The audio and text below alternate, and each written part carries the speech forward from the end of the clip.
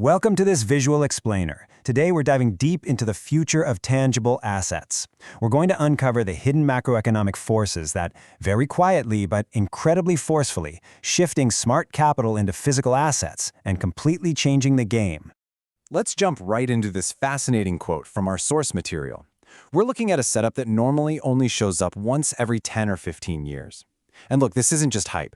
The research reveals how a rare collision of events, things that really shouldn't be happening at the same time, is building the investment opportunity of the decade, right under the nose of the average investor. So, what exactly is this perfect storm where geopolitics meets market highs? Let's take a look. Here is the core of the problem. We have the S&P 500 sitting at an all-time high of 7,500.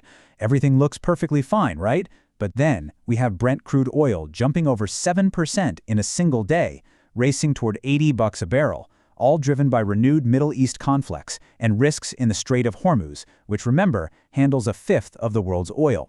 A wildly expensive stock market and a surprise energy shock simply should not coexist. And the absolute linchpin here is this number, 4.2%. U.S. inflation already hit this mark in May, and that was before the latest oil price spike even hit the official data. It's such a glaring warning sign that the new Federal Reserve Chair, Kevin Walsh, actually said the words price stability 12 times in his very first press conference. He is sending a crystal clear signal. Fighting inflation is the central bank's absolute top priority right now, whatever the cost. Which brings us to the investor's worst enemy and the brutal math behind market corrections. To make sense of this, let's quickly touch on earnings yield. It's just the ROI you get from a stock based on its projected earnings. Right now, buying into the S&P 500 costs you around $7,500, with companies projecting to earn between $260 and $270 a share. Do the math, and it leaves us with a razor-thin earnings yield of just 3.5%. The math here is literally undeniable. If your stock returns 5% and inflation is a low 2%, your real return is a solid positive 3%. Good deal, right? But what if inflation jumps to 6%? That exact same 5% return suddenly collapses into a negative 1% real return. You are literally losing purchasing power, losing real money just by holding those stocks. The companies are exactly the same. The only thing that changed is inflation. And history has an absolute flawless track record for this exact scenario. Think 1973 with the oil embargo, 1987 right before Black Monday, and the 2000 dot-com bubble. Every single time an inflation shock pushed real returns into negative territory, a brutal market correction of at least 20% relentlessly followed.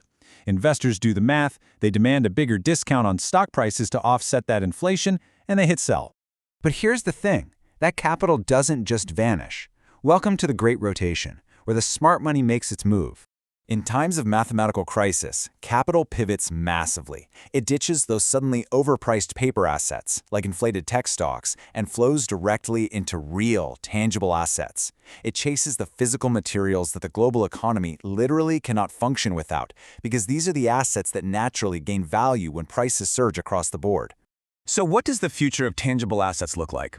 It's all about a massive double tailwind.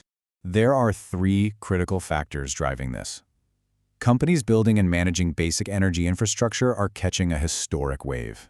Not only are they riding the surge in energy costs from geopolitical tension, but they are also staring down the absolute tsunami of artificial intelligence. AI data centers consume a staggering amount of power, so much that projected electricity demand is on track to double. And honestly, the grid is nowhere near ready for it. Which brings us to this mind-blowing data point from recent reports. Tech giants are actively funding the restart of decommissioned nuclear power plants. The wealthiest, most dialed-in corporations on Earth have realized that massive-scale power will be the scarcest resource of the decade. They aren't waiting around for governments to fix it. They are locking in direct, long-term deals, paying massive premiums up front just to revive an industry that people thought was practically obsolete a few years ago. And when we pivot to base metals, the tangible asset thesis gets even stronger. Every single electric vehicle rolling off the line today demands 3 to 4 times more copper than a traditional gas-powered car. And that's not even counting the ridiculous amounts of copper needed for those new AI data centers and the massive grid upgrades we were just talking about. But time is the real killer here. It takes anywhere from 10 to 15 years to build a new copper mine, from the initial discovery all the way to production. Because investors completely starved mining companies of capital over the last decade to chase high-flying tech returns, we're now facing a profound, completely unsolvable short-term supply deficit. Demand is skyrocketing, but supply is crawling, which practically guarantees relentless upward pressure on prices for years. This smart money rotation also perfectly explains this staggering figure: gold smashing through the $4,000 an ounce barrier. This isn't just some knee-jerk reaction to the Middle East. It's the culmination of central banks worldwide quietly dumping government bonds to stockpile physical metal, seeking shelter from the constant devaluation of fiat currency. This is old, highly informed money front-running the everyday investor. But let's stay totally objective. What are the risks and key variables here? What could actually change this trajectory? The biggest question we have to ask is, what if oil prices drop? If OPEC finally floods the market like they originally planned, and if the Middle East conflict miraculously cools down, couldn't this whole immediate inflation pressure just evaporate? If energy suddenly gets cheap, the absolute urgency to dump overvalued stocks might just get pushed down the road. Even so, the long-term data paints a very stubborn picture. While a short-term drop in oil might give Wall Street a temporary breather, the reality is that commodities move in 10 to 20-year megacycles.